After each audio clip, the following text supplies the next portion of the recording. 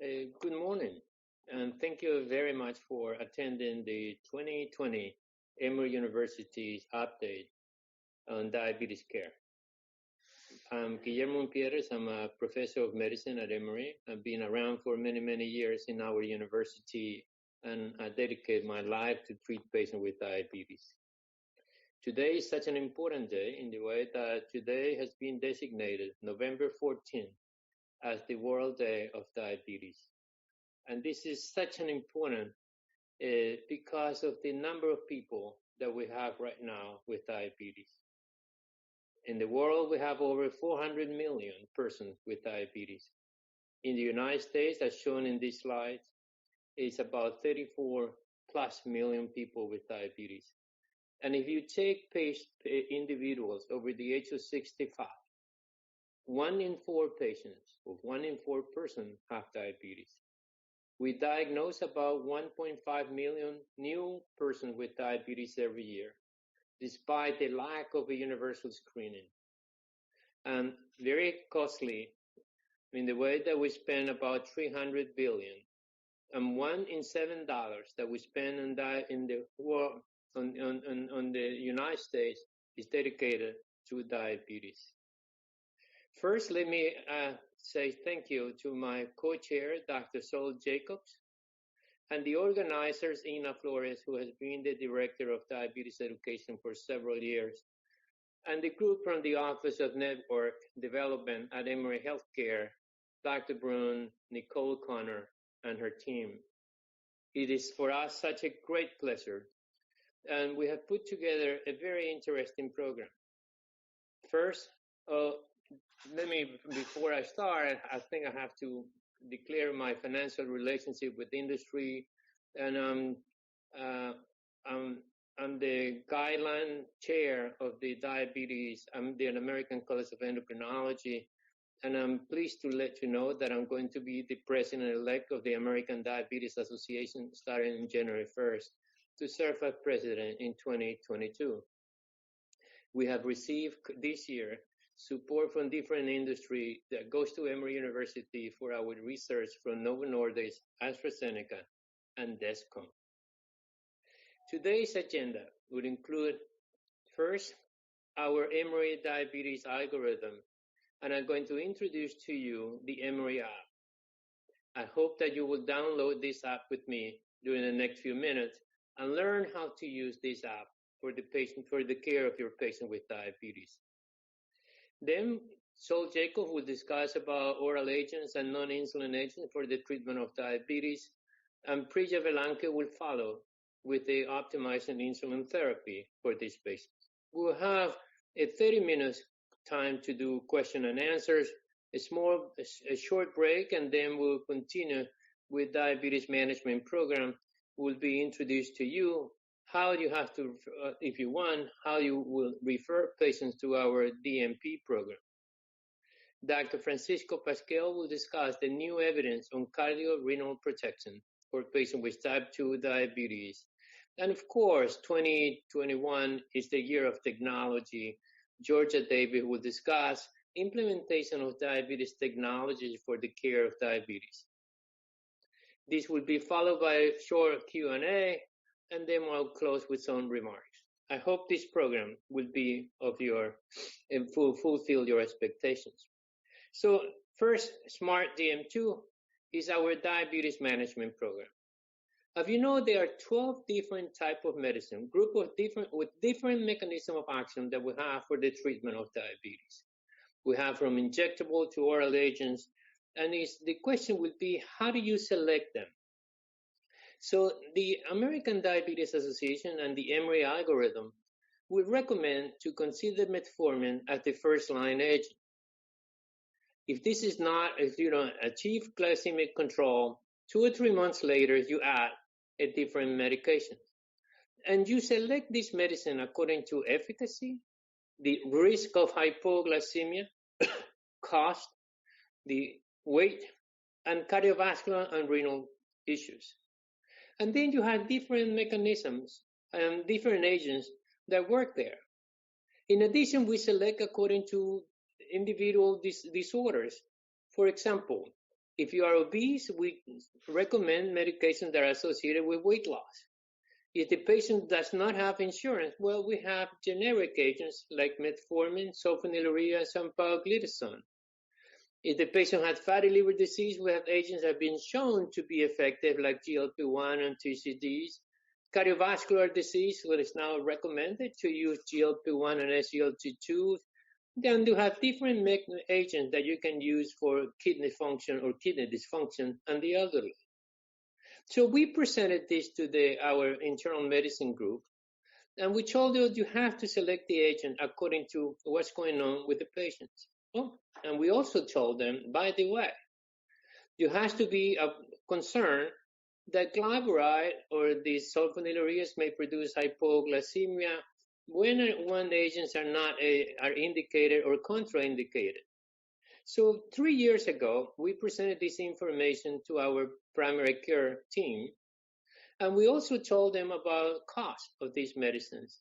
As you know, we have medications who are generic, and we have metformin, sulfonylureas, and thiazolidinedione or pioglitazone who are generic.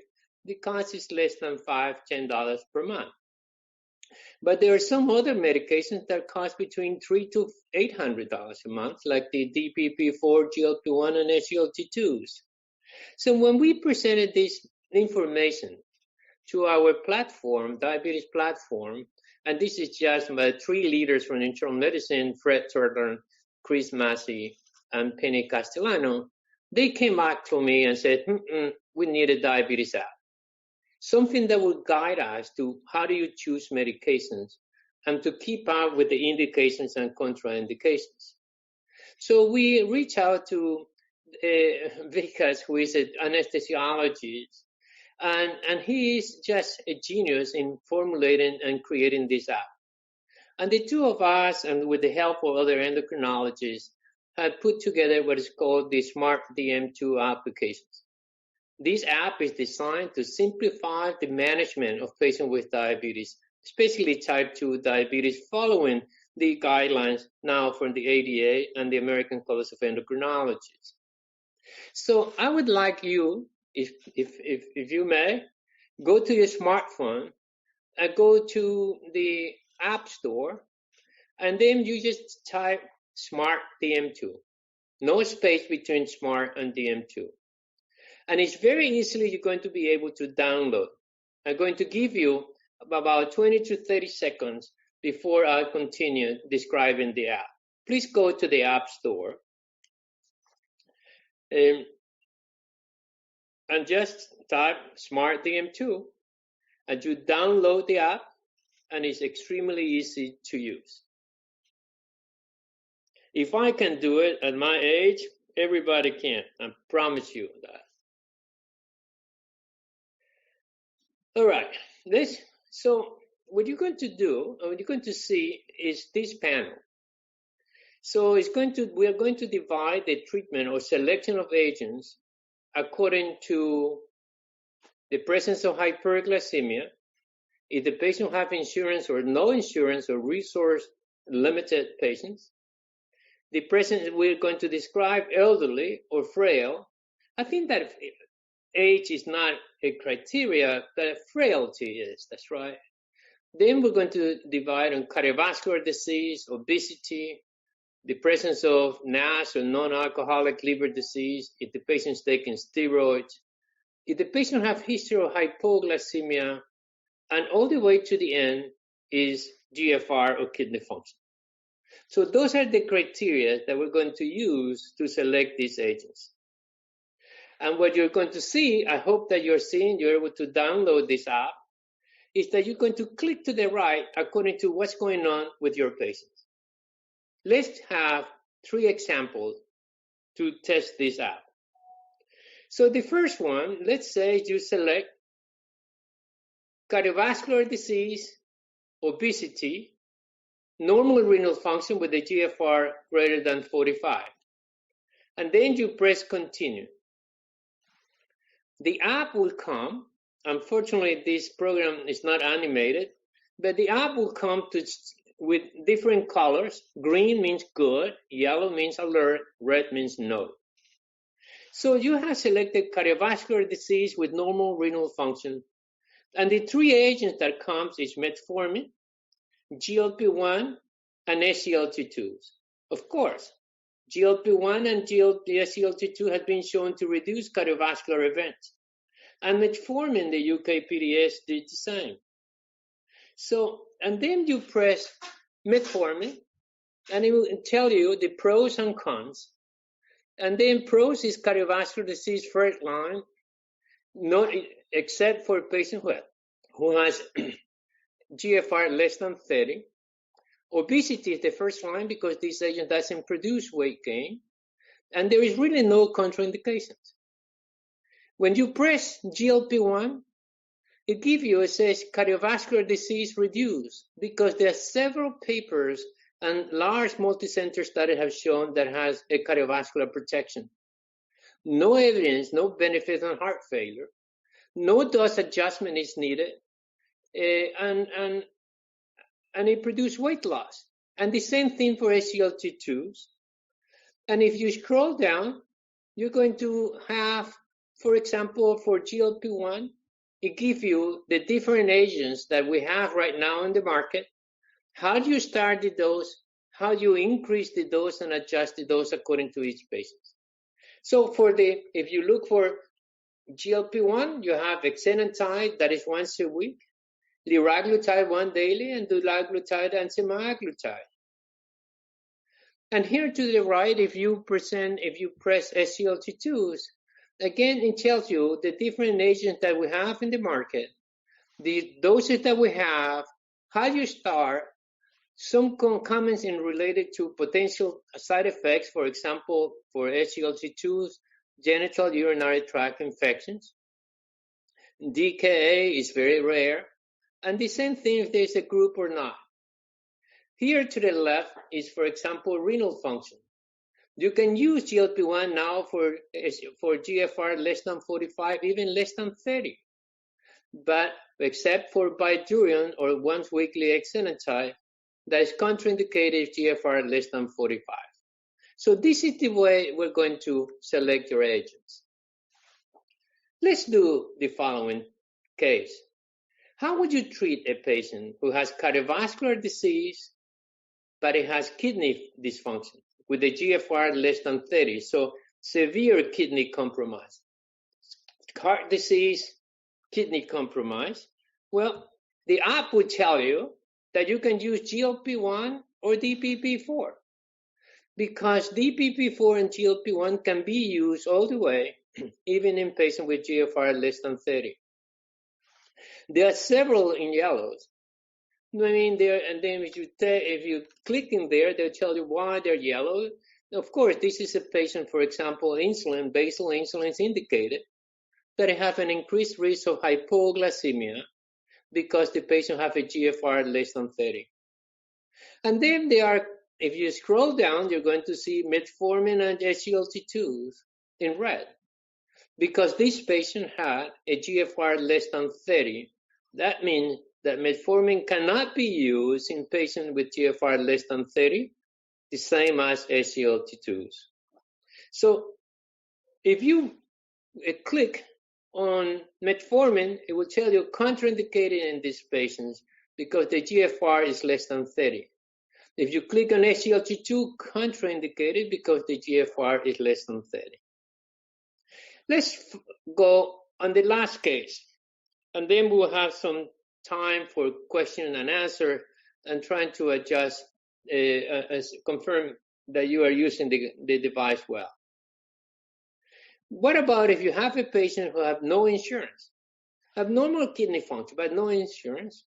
And if you click continue, you're going to get that is recommended metformin, sulfonylureas, TCDs, or NPH insulin, in the way that all of these medications are generic and have low cost. What about if the patients have history of hypoglycemia or is a risk of hypoglycemia? And then you're going to say, okay, you click hypoglycemia, GFR greater than 45. You click continue. And it tells you it's hypoglycemia, so their agents are not associated with hypoglycemia. And you have metformin, TCDs, DPP-4, GLP-1, and SGLT2s.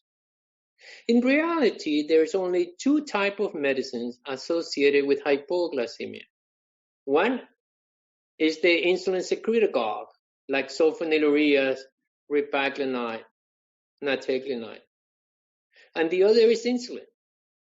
And do you see in here, the score is good for these patients, and then sulfonylurea has -1, and NPH, you can also use it. But of course, they have an increased risk of hypoglycemia. So I hope that this SMARTDM2 application is free to you and everybody else in the world. Will help you to select the agents that you start or you combine according to individual conditions that the patient has. It is a great tool for teaching. If you go to the clinic and you have a resident and medical students and you ask them, what agent will you use? Then you can invite them to download the app and confirm or compare what the students and residents have selected with what the app will tell you. We are updating this app on a continuous basis. We just updated last month with a new recommendation that GLP-1 can be used even with GFR less than 30. And again, we updated a few months ago with the SGLT2 that now we can use it up to 30 to 45. We're trying to continue to update this app so it will go along with the recommendation of the American Diabetes Association and the American College of Endocrinologists. I'm going to stop here and hope to have and answer any questions or if you have. Again, to go to download this app to the App Store and click SmartDM2, and then you can start playing around, and hopefully this is going to be good for you. And I'm going to stop here. I don't know how we're going to take questions, but please let me know.